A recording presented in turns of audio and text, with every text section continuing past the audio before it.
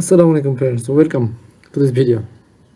আসলে বাংলাদেশের চামড়া ব্যবসাটা মনে হয় যেন বাংলাদেশের চামড়ার হিউজ বিজনেস। প্রতি বছর যে পরিমাণ কোরবানি হয়, যে পরিমাণ গরু আমরা, যে পরিমাণ পশু কোরবানি হয়, যে পরিমাণ পশুর চামড়া বাজারে যায় বিক্রি হয়, তাদের মনে হয় যেন বাংলাদেশের চামড়ার দাম একেবারে খুব অ্যাভেলেবেল। বাট আবার দেখেন, আসলে কি চামড়া ব্যবসাটা সহজ? আসলে কি চামড়া ব্যবসা করে খুব ভালো লাভবান হওয়া যায়? আসলে বিষয়টা কি? আবার যদি বাংলাদেশের চামড়ার দাম খুব কমে পাওয়া যায়, তাহলে এই ব্যবসা করে আমরা খুব ভালো কিছু করতে পারি। কিন্তু দেখেন, প্রত্যেক বছর যখনই পত্রিকা খুলবেন চামড়ার ব্যবসা নাই নাই ট্যানারি এই সমস্যা অমুকের ওই সমস্যা, আপনারা কিন্তু শুনতেই থাকবেন। এবার হয়তো একটু কম, বাট তারপর শুনতেই থাকবেন, সমস্যা এখন অন্ত নেই। এরপরে আসে যে আপনারা যদি চামড়া কোনো কিছু কিনতে যান, সেখানে যে আপনার মনে হয় যেন এই চামড়াগুলো সব আমেরিকার থেকে, রাশিয়া থেকে, বড় বড় দেশ থেকে আমদানি করা হয়। বাংলাদেশে মনে হয় যেন কোনো চামড়াই হয় না। তো একটু আসি আমরা, আদৌ কি আমরা চামড়া বাংলাদেশে আছে না কি না হচ্ছে নাকি এই শিল্পে, আর এটা নিয়ে আদৌ ব্যবসা করা যায় কিনা, এর সুযোগ কি, তো আমরা একটু এই ব্যাপারে একটু দেখবো আমরা একটু এটা নিয়ে কী করা যায়। তো চামড়া ব্যবসাতে সুযোগ আছে, চ্যালেঞ্জ আছে, এটা দিয়ে আমরা যে সফল হতে পারি সেটা একটু আমরা দেখবো। এই ডেসক্রিপশনটা পুরোটাই আপনারা পেয়ে যাবেন, আর ইউটিউবের ডেসক্রিপশনে সেম এরকমই পাবেন। তো বাংলাদেশের চামড়া ব্যবসার আসল যেটা আছে সেটা জন্য এটা একটা কার্যকরী পরামর্শ আপনি এখান থেকে পাবেন। এখানে কি বলবেন, সুযোগ আছে। আমাদের চামড়াজাত পণ্যের রপ্তানি আয় বছরে প্রায় $1 billion. Can you just imagine? দেশে 8.5 লাখ মানুষ চামড়া শিল্পে নিয়োজিত এবং 60% নারী। এখানে কিন্তু নারীদের সংখ্যা বেশি, এবং এটা কিন্তু খুবই গায়ে খাটনির শিল্প। এখানে গায়ে খাটনির কাজ অনেক আছে। এছাড়াও আর অনেকেও চামড়া প্রক্রিয়াজাতের পরে যে কাজটা সেটা অনেকে করে।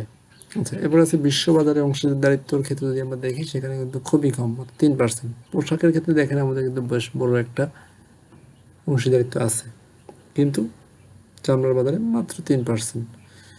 বাট এখানে প্রবৃদ্ধির বেশ বড় সুযোগ আছে। তো সেটা কী হবে সেটা আমরা দেখব।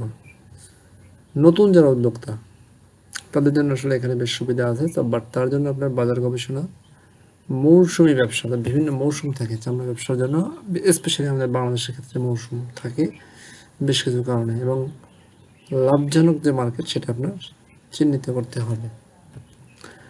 এটা যদি আপনি একটা ব্যবসা শুরু করতে চান, আপনার প্রস্তুতি কী দরকার এবং আপনার স্ট্র্যাটেজি কী হবে। ফার্স্ট আপনার লোকেশনটা নির্বাচন করতে হবে। সাভার, চট্টগ্রাম কিংবা বাংলাদেশের ট্যানারি পার্ক আছে, অনেকেই জানেন এটা হয়তো। এটা কিন্তু ব্যবসার জন্য খুব গুরুত্বপূর্ণ। এরপরে আপনি সরকারি প্রণোদনা বলেন, ব্যাংক লোন বলেন, এটা সম্পর্কে আপনি জেনে নেবেন যে চামড়া ব্যবসা সম্পর্কে, চামড়া ব্যবসার জন্য স্পেশালি সরকার কী দিচ্ছে।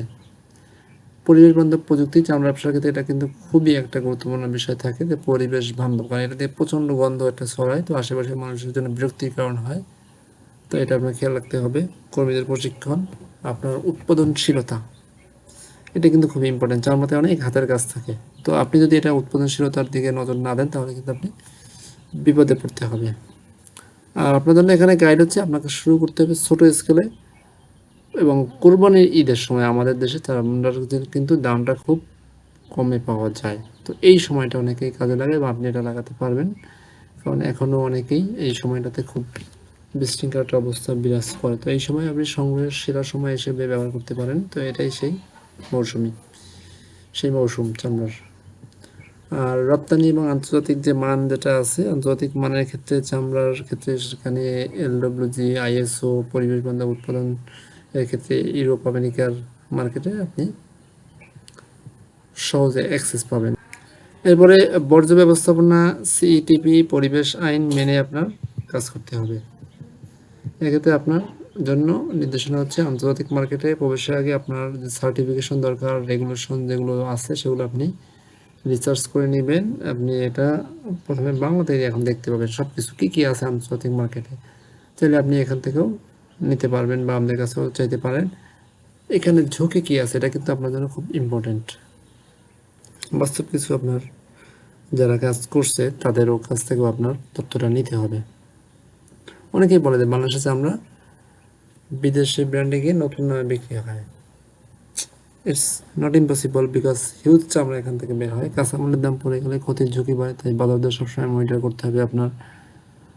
এরপরে চুক্তিভিত্তিক বিক্রয়, স্টক ম্যানেজমেন্ট, নিয়মিত মার্কেট অ্যানালাইসিস করতে পারেন আপনি। এটা আপনার জন্য গাইড। বাজার ঝুঁকি, বিভিন্ন যে বাস্তব যে সমস্যা, এটা কিন্তু আপনার নিজেকেই ফাইন্ড আউট করতে হবে। আপনি যদি নতুন থাকেন আপনার জন্য এক্সট্রা টিপস হচ্ছে একটা শক্তিশালী বিজনেস প্ল্যান তৈরি করতে হবে আপনাকে, অর্থাৎ বিজনেসের শুরু থেকে শেষ পর্যন্ত আপনার প্রোডাক্টের আপনি যেটুকু কাজ করবেন, আপনি যে ফুল চামড়া আপনার কাছ থেকে নিয়ে অন্যজন কী করবে তার আগে আপনি যেটুকু কাজটুকু করবেন সেটার শুরু থেকে শেষ পর্যন্ত আপনার একটা প্ল্যান তৈরি করতে হবে। আপনাকে step by step business expand করতে হবে। আপনার বাজার সম্পর্কে আপডেট থাকতে হবে। নিয়মিত বিভিন্ন শিল্প অ্যাসোসিয়েশন আছে, চামড়ার জন্য অবশ্যই আছে, সরকারি হেল্প ডেস্কের সাথে আপনি যুক্ত থাকতে পারেন। সেখান থেকে আপনি একদম বিনামূল্যে নিয়মিত এই শিল্পের আপডেট পেয়ে যাবেন। সো আপনাকে নিয়মিত মার্কেট স্টাডি করতে হবে, প্রশিক্ষণ আপনাকে নিতে হবে, আপনাকে এই শিল্পের যে প্রতিযোগিতা আছে সেখান থেকে এগিয়ে থাকতে হবে।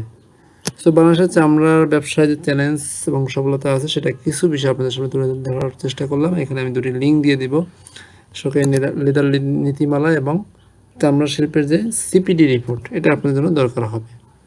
তো বিভিন্ন তথ্যসূত্র বিবেচনা করে আপনাদেরকে এই রিপোর্টটি তৈরি করা হয়েছে। সো আশা করি এটি আপনাদের কাজে দিবে। ভালো থাকবেন। ভিডিওটি ভালো লেগে থাকলে অবশ্যই একটা লাইক দিবেন, কমেন্ট করে জানাবেন যে আসলে আপনি কোন প্রিপারেশন নিচ্ছেন বা আপনার চিন্তা কী চামড়ার ব্যবসা সম্পর্কে। এবং আমাদের ইউটিউবে দেখে থাকলে অবশ্যই সাবস্ক্রাইব করবেন যদি নতুন হয়ে থাকেন, ফেসবুকে দেখে থাকলে ফলো করে রাখবেন। আল্লাহ হাফেজ।